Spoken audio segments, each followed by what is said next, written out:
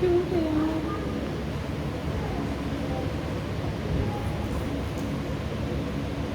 कौन कौन से क्लास में? अभी छुट्टी पड़ रखी है तुम्हारे स्कूल की? इधर आओ, डर के क्यों खड़े हो उधर?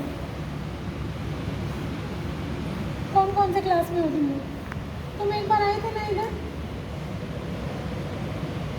कौन से क्लास में? हाँ, 8th में?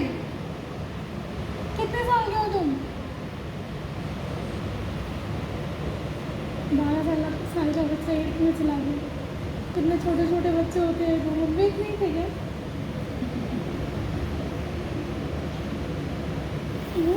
आपके साथ ही 7th में, 8th में? ये है 7th में,